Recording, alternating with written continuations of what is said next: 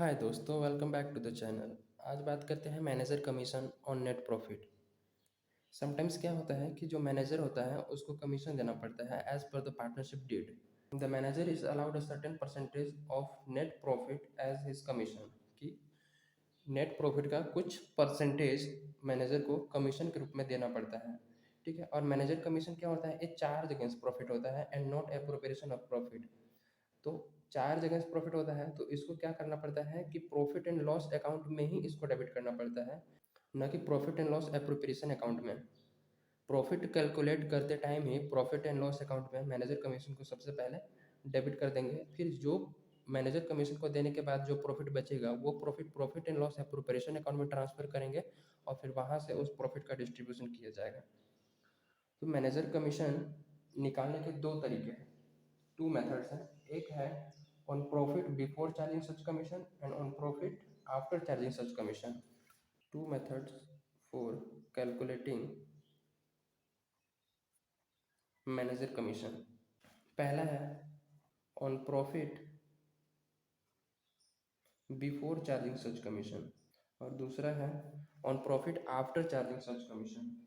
तो पहला है प्रॉफिट, मतलब मैनेजर कमीशन देना है on profit before charging such commission, और दूसरा है profit on profit after charging such commission. पहले केस में क्या होगा कि प्रॉफिट बिफोर चार्जिंग सच कमीशन, मतलब मैनेजर को कमीशन देना है कमीशन चार्ज करने से पहले। प्रॉफिट जितना होगा उस पर कोई भी चीज़ ना चार्ज हो, कोई भी कमीशन ना चार्ज हो चार्ज करने से पहले। मतलब जो प्रॉफिट है उस पर बिफोर चार्जिंग कमीशन, चार्ज करने से पहले, देने से पहले देना है। तो उस केस में मैनेजर कमीशन निकालने का फॉर्मूला होगा manager commission equal to profit into rate. जितना भी रेट देना है मैनेजर को कमीशन उसको 100, रेट बाई 100 कर देंगे, सिंपल। मैनेजर कमीशन निकालने के लिए लेट सपोज एग्जांपल से समझते हैं।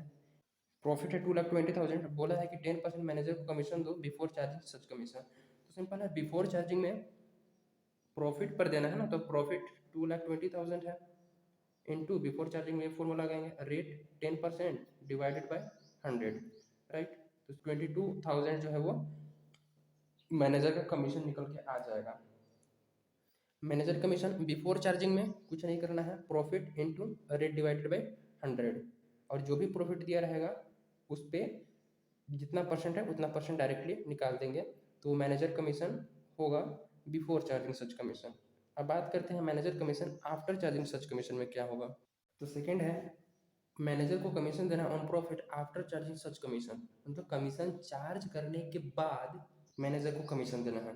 तो उस केस में जो मैनेजर का कमीशन का निकालने का फॉर्मूला होगा मैनेजर कमीशन इक्वल टू, अब देंगे तो प्रॉफिट से, तो profit into rate divided by 100 plus rate, ये फॉर्मूला हो जाएगा। बस आफ्टर चार्जिंग में ध्यान रखना है कि जहाँ भी बोले आफ्टर चार्जिंग सच कमीशन तो वहाँ पर profit into rate divided by 100 plus rate कर देंगे। ये चीज़ें ध्यान में रखनी है। तो प्रीवियस एग्जांपल के थ्रू समझते हैं कि इस केस में मैनेजर का कमीशन कितना निकल के आएगा। तो प्रॉफिट हमारा था 2,20,000, राइट। 2,20,000 प्रॉफिट है। अब उस पर बोला है कि मैनेजर को कमीशन दो आफ्टर चार्जिंग सच कमीशन। तो मैनेजर कमीशन इक्वल टू, अब आफ्टर चार्जिंग सच कमीशन है और रेट कितना था, 10% था।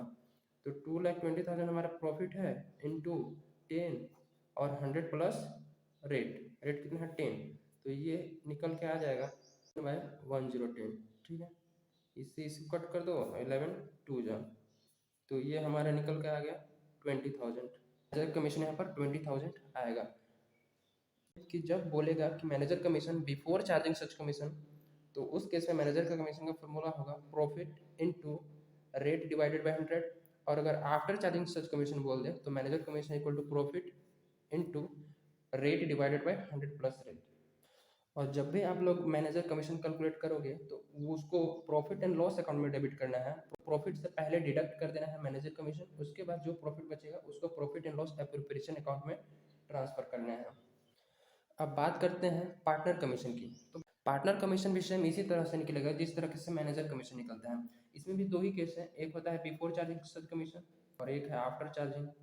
फॉर्मूला सेम है, बिफोर चार्जिंग में profit into rate divided by 100, और आफ्टर चार्जिंग में भी वही फॉर्मूला है कि profit into rate divided by 100 plus rate, same formula है। तो यहाँ पर ध्यान रखना है बस ये चीज़ कि जब भी पार्टनर का कमीशन देना है तो वो profit and loss appropriation account में दिया जाएगा।